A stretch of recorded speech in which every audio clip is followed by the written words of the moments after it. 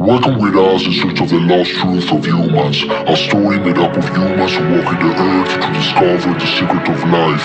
Spiritual is materialistic, we recall the essence of the human being, in contact with the supernatural, watching beyond. Giving up the possibility of unnecessary and incontrovertible knowledge of the real world to reach ever larger explanatory theories. Scientific logic does not find an explanation in any way for the events that have occurred, yet the explanation exists, but however absurd, it is not credible or acceptable.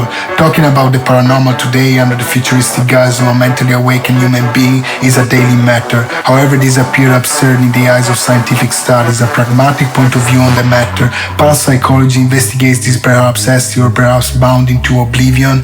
X-Files could be said, yet for a century in this part we've begun to discuss supernatural powers, or rather in general, a series of paranormal events, that is, everything that deviates from common scientific explanation to phenomena.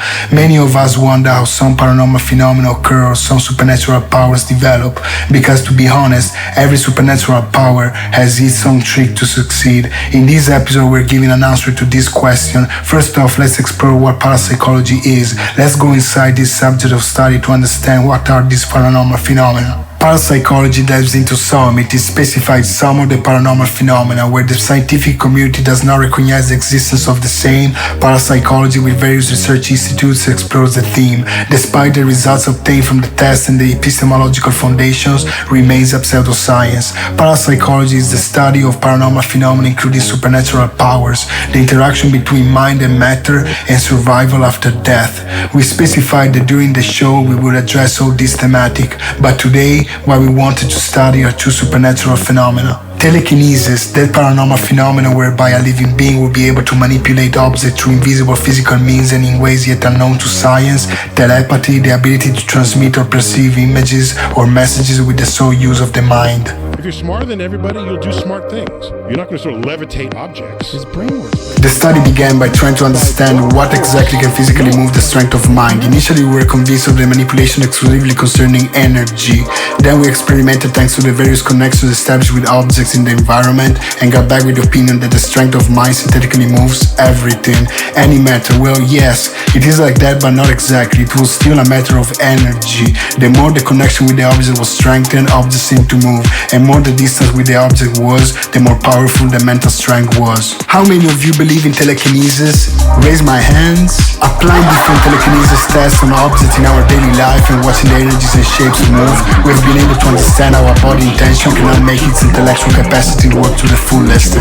The body and mind must be relaxed, let themselves be carried away by a fluid light motion, which makes the energy flow pleasantly and not in force away, because this action blocks the energy centers, the meridian points located in the body, and especially in the case of a mental activity, by the brain, a forcing of movement of action for the energy to flow would block it. In addition, a forcing of action does not allow to better capture the stimuli as it swells the receptive centers, clogging the channels. From the studies carried out, we have understood that telekinesis is possible, but only when the movement of objects through the use of the mind is fluid and not forced. Therefore, mental strength is a slow moving of a wave of energy and not violent. It is a training of the mind oriented towards this practice. Repeatedly attempts to move an object, the mind is strengthened oriented towards this activity, making giant strides. There's no way telekinetics is real? No!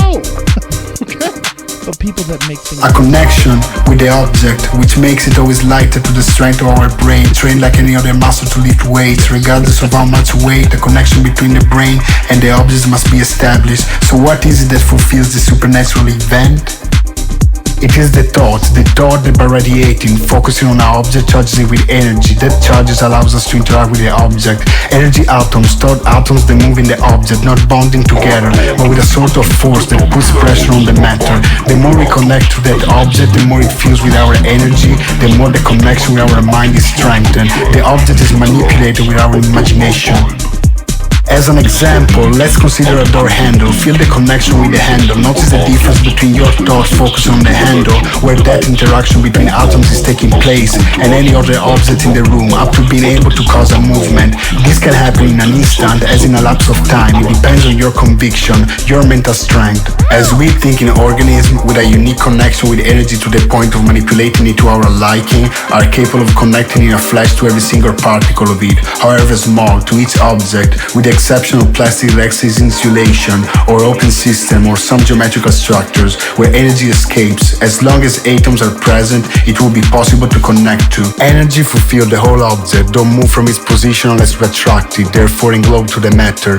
Furthermore, the enterprise becomes more difficult if among the objects in a place there is an object that acts as an attraction of energy, charging of negative energy without being lit up by our thought. The thought will connect where there is the object charging. It will be almost impossible to connect or focus other objects. As well, on the contrary, where the positive atoms will start to accumulate, the object charging will be much easier to be manipulated, and following the flow of energy of how it moves in the object, its own oscillation, the operation becomes more successful. In the meantime, trained cells will strengthen your mind to make that phenomenon happen. Conviction is the highest information we keep in mind that event actually occurred, that things are really as we think or we have thought of them. To do this, there is the need of no rethinking, no second thoughts, not even the slightest.